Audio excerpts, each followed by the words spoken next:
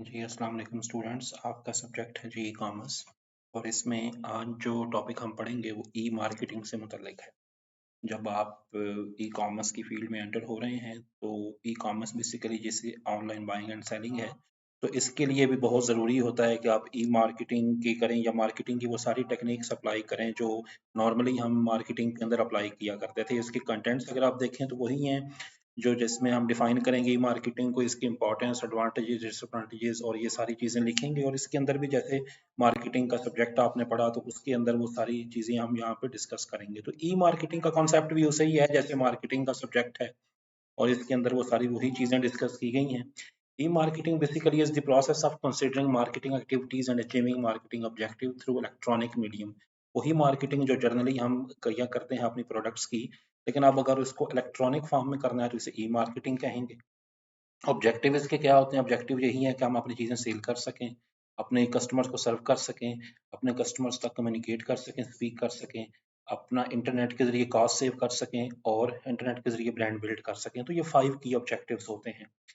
इसके अलावा जब भी इंटर ई मार्केटिंग करने लगे हैं तो हमेशा स्पेसिफिक होके करें कि हम क्या चीज़ अचीव करना चाहते हैं, मेजरेबल करें, उतना ही करें, उतनी ही प्रमोशंस, ऑनलाइन एड्स वगैरह लगाएं जितना आपको लगता है कि आपका बजट है। एक्शन ओरिएंटेड रहें कि कौन से कस्टमर्स तक पहुंचना है, टाइम बाउंड आपका मैसेज होना चाहिए। इस तरह अब अगर ई मार्केटिंग की इंपॉर्टेंस की बात करें तो ऐसा नहीं कि सिंपल आप ई कॉमर्स के लिए वेबसाइट बना दें और बहुत बहुत चीज़ें बाइंग एंड सेल हो जाएंगी। Ultimately you will have to work hard और आपने अपनी प्रोडक्ट्स को प्रमोट करना होगा। इसके लिए अब ज़ाहिर बात है आपकी ग्लोबल रीच हो गई, आप अपनी की कास्ट कम हो गई, मेजरेबल रिजल्ट्स हों, आपके अराउंड द क्लॉक इन्फॉर्मेशन होगी और पर्सनलाइजेशन होगी, कस्टमर्स आपकी वेबसाइट पे अकाउंट भी क्रिएट कर सकते हैं। तो ये सारी उसकी इम्पोर्टेंस है और इसके लिए आप समझें कि जैसे आपने एक ऑनलाइन वेबसाइट बनाई तो ऐसे कि जैसे वन टू वन मार्केटिंग आप कर रहे हैं, आप हर कस्टमर तक खुद पहुंच रहे हैं। अब सबसे ज़रूरी होता है ई-कॉमर्स में कन्वर्जन रेट, यानी जो बंदा आपकी वेबसाइट पे आए, वो क्लिक करे और ऑर्डर प्लेस करे। तो ये बेसिकली उसे कन्वर्ट करना होता है उसकी व्यूअरशिप को आपने उसकी कन्वर्जन में। अब आप उसको उसकी कन्वर्जन में कन्वर्ट करें तो वहाँ से आप देख सकते हैं कि वो ऑर्डर्स प्लेस कर रहा है। इससे कस्टमर को सेविंग्स भी होंगी और ऐसा सिस्टम आप डिज़ाइन करें। फिर ई मार्केटिंग के सम टाइम डिसएडवांटेज भी हो सकते हैं अगर आप वेबसाइट कम्प्लेक्स क्रिएट करते हैं, लोगों को पता ही ना चले ऑर्डर कैसे करना है, या इंस्पेक्शन आप उसकी ना करें और प्रोडक्ट्स ऐसे ही रखें। पेमेंट मेथड अगर आप सिर्फ मुश्किल बना दें या क्रेडिट कार्ड वाले रखें तो मुश्किल हो जाएगा, ये लोगों को उस पर कॉन्फिडेंस ना आ पाए। तो जैसे ई मार्केटिंग मिक्स जो क्रिएट करना होता है वो वैसे ही है जैसे नॉर्मल मार्केटिंग मिक्स आपने क्रिएट करना है, जिसे आप मार्केटिंग में 4 P's के नाम से पढ़ते हैं: product, place, price and promotion.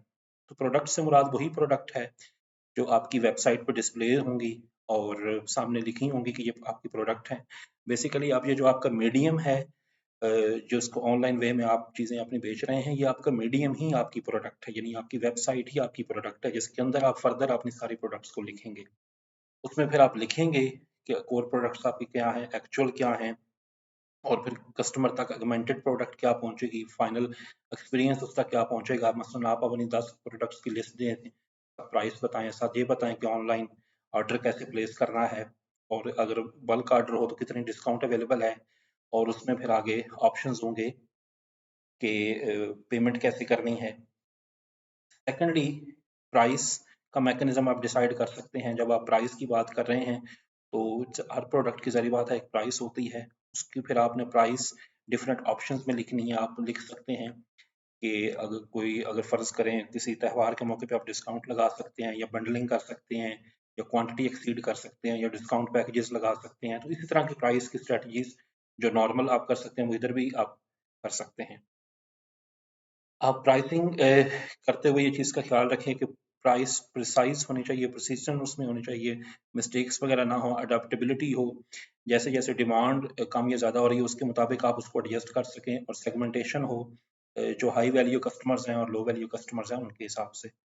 Place के हिसाब से अब सारी बात आपकी ऑनलाइन मार्केट प्लेस होगी तो कोई भी बंदा या कोई भी पर्सन खरीद सकता है। तो उसके लिए फिर आप इस तरह की स्ट्रेटजीज बनाएं कि अब सर्टन वेबसाइट्स होती हैं जिसमें सेलर कंट्रोल साइट्स होती हैं, यानी कि जो थर्ड पार्टीज हैं वो भी बीच में इन्वॉल्व हो जाती हैं और उनके भी कंटेंट्स वहाँ पे आ जाते हैं। तो अब आप उसकी नेविगेशन भी आसान बनाएं। नेविगेशन से मुराद की वेबसाइट के अंदर जो क्लिक करके डिफरेंट सेक्शंस पे पहुंचना होता है, उसमें आप उसकी रीच, रिचनेस वगैरह बेहतर बना सकते हैं।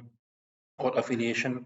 इसके अंदर फिर और वेबसाइट्स के लिंक भी आप दे सकते हैं जिससे आपकी प्रोडक्ट की और चीज़ें बेहतर हो सकती हैं। प्रमोशन की बात अगर की जाए तो इसमें वो सारे तरीके आप इख्तियार करेंगे जिससे आपकी वेबसाइट की प्रमोशन और आपकी प्रोडक्ट्स लोगों तक पहुँचें।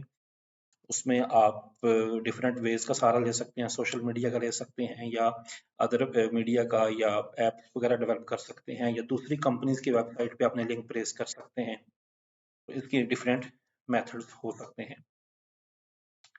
अच्छा, उसमें नेक्स्ट अगर हम देखें ट्रेडिशनल मार्केटिंग वर्सेस ई मार्केटिंग में जो डिफरेंस है, ट्रेडिशनल मार्केटिंग में हो ये रहा होता है कि क्योंकि हमने कस्टमर्स तक डिफरेंट तरीके से पहुंचना होता है, हम उसके लिए अखबार का सहारा भी ले रहे होते हैं, येलो पेजेस का, टेली मार्केटिंग फोन भी कर रहे होते हैं, टेलीविजन पे ऐड भी प्लेस कर रहे हैं और रेडियो ब्रॉडकास्ट भी कर रहे हैं।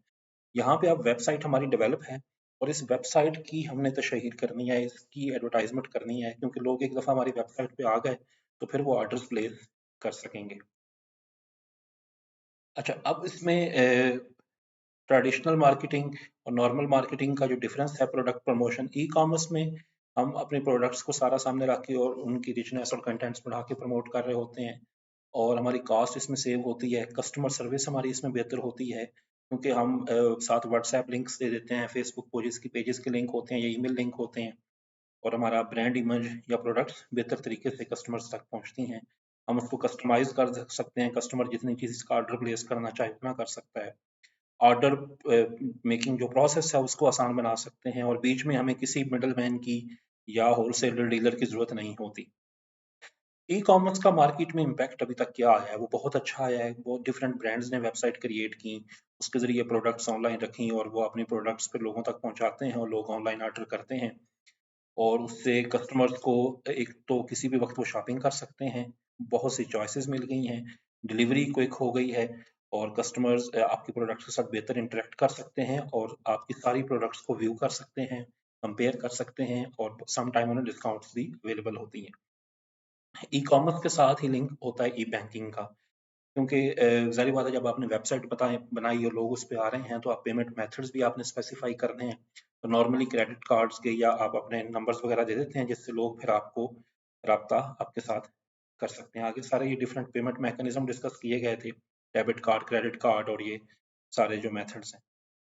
अच्छा, नेक्स्ट जो हमारा टॉपिक है इसी चैप्टर के अंदर, इसके अंदर जो मार्केटिंग के इश्यूज आ सकते हैं, स्पेशली नई मार्केटिंग, जब आप इलेक्ट्रॉनिक कॉमर्स के साथ डील कर रहे हैं तो इसमें फिर सर्टेन इश्यूज भी आ सकते हैं। मिसाल के तौर पे वेबसाइट का डिज़ाइन सबसे बड़ा इशू होता है, वो अच्छा हो, प्रोडक्ट सारी पड़ी हों, वेबसाइट लोगों तक विजिबल हो और जब वो ऑर्डर प्लेस करें तो ऑर्डर प्रोसेस हो और लोगों तक टाइमली डिलीवर हो। तो उसके बाद फिर डिलीवरी मेथड्स को स्पेसिफाई किया जाना बहुत ज़रूरी होता है।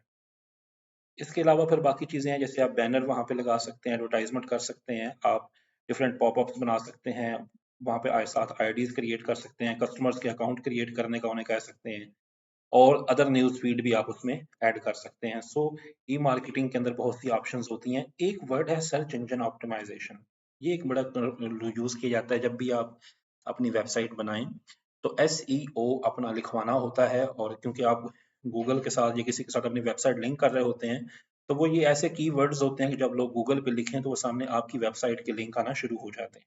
तो SEO बड़े अच्छे तरीके से और केयरफुली लिखवाया जाता है।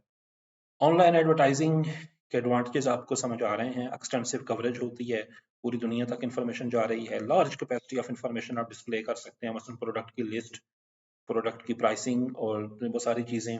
इस तरह आप इमेज क्रिएट कर सकते हैं, वीडियोस ऐड कर सकते हैं और लॉन्ग लास्टिंग एक रिलेशनशिप आप कस्टमर के साथ क्रिएट कर सकते हैं।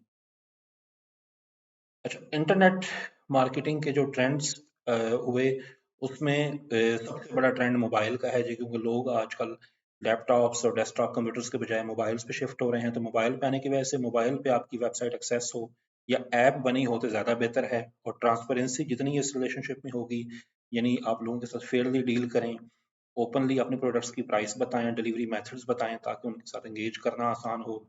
उसके बाद कंटेंट आपके पास अच्छा हो तो लोग आपकी वेबसाइट पे आएंगे और आप उसके हवाले से सोशल मीडिया पोस्ट या यूज़र जनरेटेड कंटेंट भी बना सकते हैं। सोशल मीडिया आपके साथ बहुत हेल्प करेगा।